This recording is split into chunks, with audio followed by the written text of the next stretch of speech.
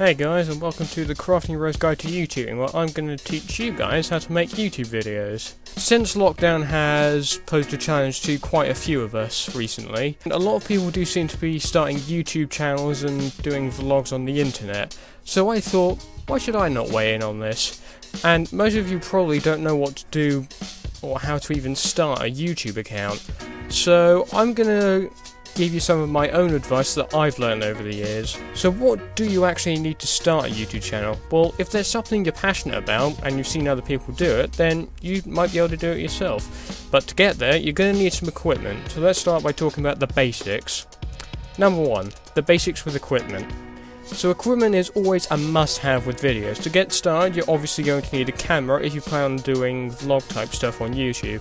We're going to solely be focusing on vlogs for today, because if you want to do gaming videos, then you'll need some screen recording software in whatever console you're using. That includes PC, PlayStation, Xbox, etc. So if you're just starting out on YouTube and you're doing vlogs on the internet, we're focusing on that for the sake of this video. If you're just starting out, I'd recommend the camera on, say, your phone just to start off. This mainly applies to those of you who probably have more of the high quality Apple phones like iPhone 7s, 8s, 9s and upwards. And sure, Android phones are always a plus as well. So you can use any smartphone camera basically. Also, you'll need some kind of light source for the videos. My ideal recommendation is that you block out all natural light and get a trusty desk lamp. Any powerful desk lamp will do, just make sure it's good quality and you've got enough light coming from it. Also, turning on your bedroom light would also provide some more light in your vlogs. Although a desk lamp is definitely a good idea. So, you've got the basic equipment.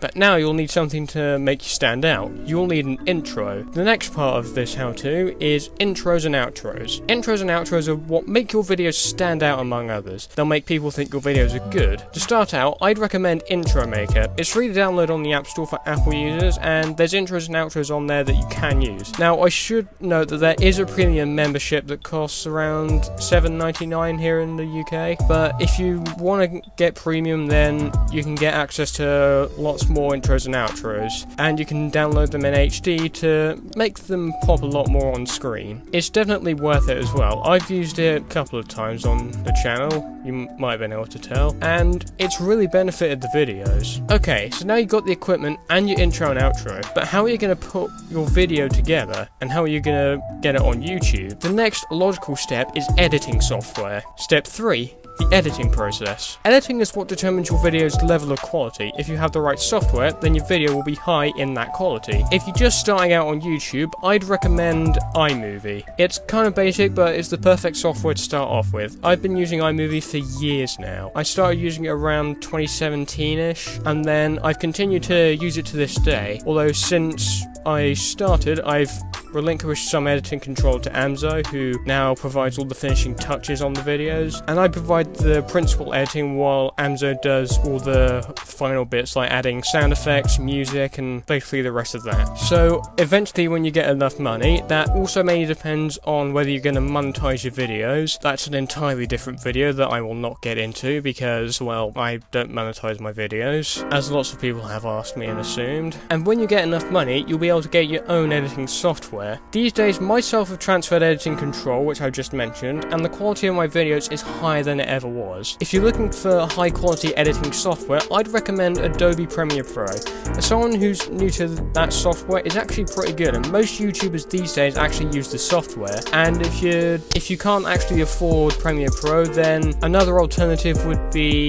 DaVinci Resolve. I only just learned about that from my media tutor. Apparently we're going to be using it on my course next year, which is sounding pretty cool. Also, Amzo uses HitFilm. Again, I'm not sure if that's actually a paid editing software. I hope Amzo's going to leave like a little editor's note in the video, so he'll be able to tell you a bit more. And yeah, also quick side note, Amzo has his own channel where he's going to be doing some of his own stuff. He's actually uploaded some behind the scenes stuff from Batman the series, so you can go check that out. So your first video is complete, but now you'll need to make a name for yourself. The next step is getting discovered on YouTube. Moving on to step 4. 4, getting discovered. So getting discovered is the next logical step on YouTube, because now your first video is up, but nobody's going to be able to find it. So how are you going to get discovered? Well, recently I've been using tags on my videos. In case you don't know, tags are basically keywords you can put into your video that people will search, and then your video will most likely be discovered through said tags. But how do you add them? During the upload of your video, there's a small subtitle called Advanced Settings, and there you'll be able to add age restrictions, tell your viewers about a paid promotion if you're monetizing your videos, and most importantly, add tags to your videos. However, there are other ways of getting discovered on YouTube. If there are bigger YouTubers out there and they're lacking something you can give them, if you feel you can help them, get in touch and offer your help and skills to help them. But there are many things you can help them with, depending on the subject of your channel. Number 5. What's the subject? The subject of your YouTube channel is important, as people are going to find your stuff and watch it based on what they are interested in. For example, if an animator is struggling to find, say, voice actors, then volunteer for it. A lot of people are probably going to want your sexy vocal tones. That is a Tom Scar joke, I apologise for using it. Or if another YouTuber is struggling to find an editor, offer your talents to them if you're very skilled in the editing department.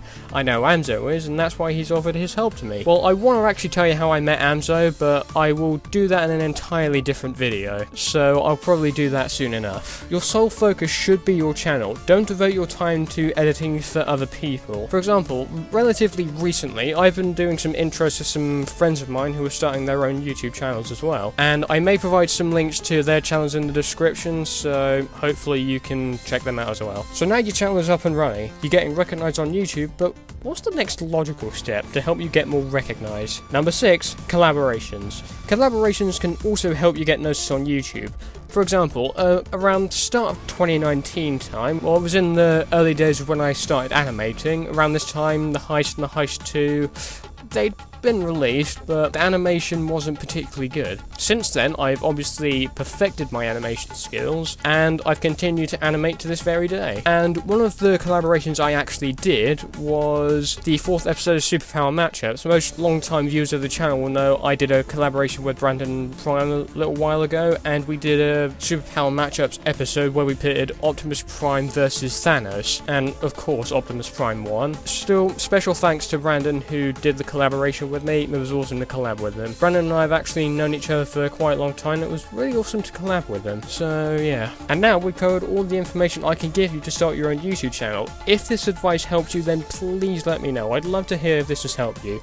I will probably leave links to our official social media page on Instagram in the description, because we've uploaded some posts there about some recent DC news that has come out now, so yep, go check it out. I'm going to be doing a video on DC fandom as well, hopefully.